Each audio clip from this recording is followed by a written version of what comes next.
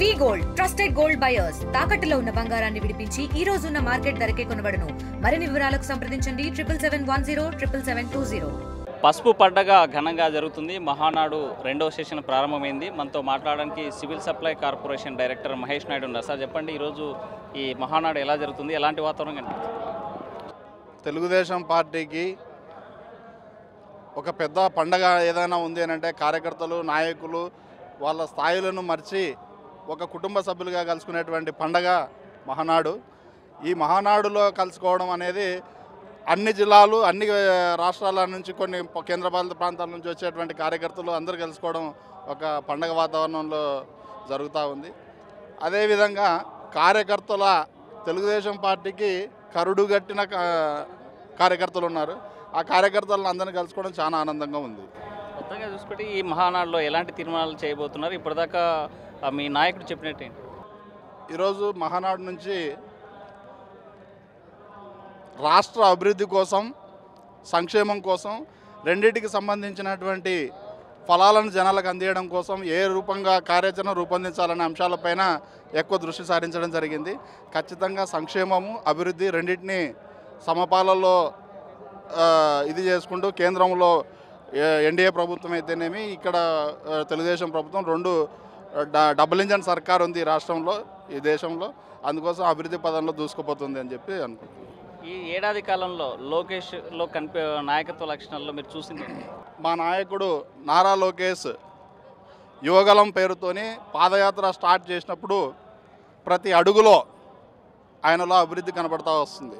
ఆయన వేసిన ప్రతి అడుగు ఈరోజు తెలుగుదేశం పార్టీలో నూతన ఉత్తేజం నింపే పద్ధతిలో ఉంది. అదేవిధంగా ఈ మహానాడులో చివరి రోజు కొన్ని ఉజ్వల ఘట్టాలు ఉంటాయి. ఖచ్చితంగా మహానాడులో పార్టీ నిర్మాణం కోసం, కార్యకర్తల డెవలప్మెంట్ కోసం, అదేవిధంగా రాష్ట్ర అభివృద్ధి కోసం అన్ని రకాలను ఇది చేసుకొని మా లోకేష్ బాబు ఒక శక్తిగా ఎదిగినాడు. ఆయన శక్తి అనేది ఏది అనేది రేపు మహానాడు తీర్మానాల్లో తెలుస్తుంది అని చెప్పి తెలియజేస్తా ఉన్నాను. ఈ కడప మహానాడు మీకు ఎలాంటి స్ఫూర్తి? 2050 వరకు తెలుగుదేశం పార్టీ అధికారం లేకుండా ఉండాల్సినంత శక్తి, ఉత్తేజం ఇలాంటి అన్ని రంగరించుకొని ఈ మహానాడులో మాకు కనబడతా ఉంది. ఓన్లీ యువత మీదే ఫోకస్ చేయడాన్ని ఎట్లా చూడాలి? పార్టీ ప్రయోజనాల దృష్ట్యా ఒక 20-25 సంవత్సరాలకు కావాల్సిన నూతన యువకులు, యువశక్తి కావాల్సిన పరిస్థితి ఉంది. అందుకోసమే పార్టీ కూడా యువత వైపు దృష్టి సారించడం జరిగింది.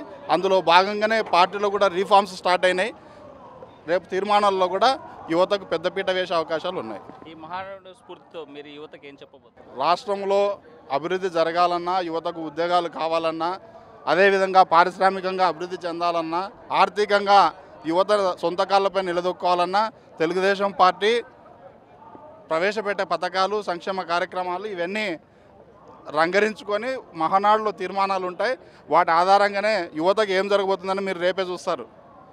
ఇప్పుడు మెగా డిఎస్ ఇచ్చారు, మాట చెప్పాడు, మెగా డిఎస్ ఇచ్చాడు. తర్వాత ఉద్యోగాలు కూడా ఏ సెక్టార్లలో, ప్రైవేట్ సెక్టార్లను ఇతర దేశాల నుంచి కూడా ఇక్కడికి రప్పించడం జరిగింది. వాళ్ళల్లో ఏ ఇండస్ట్రీస్ ఇక్కడ పెడితే అభివృద్ధి ఎక్కువ ఉంటుందని చెప్పి ఆ కోణంలోనే ఈ మహానాడులో కూడా తీర్మానాలు చేస్తున్నారు.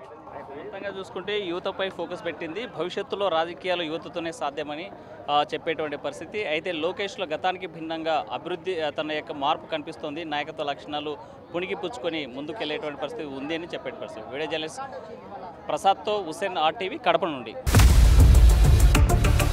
ఇండియా పాకిస్తాన్ తాజా అప్డేట్స్ కోసం డౌన్లోడ్ చేసుకోండి RTV లైవ్ యాప్.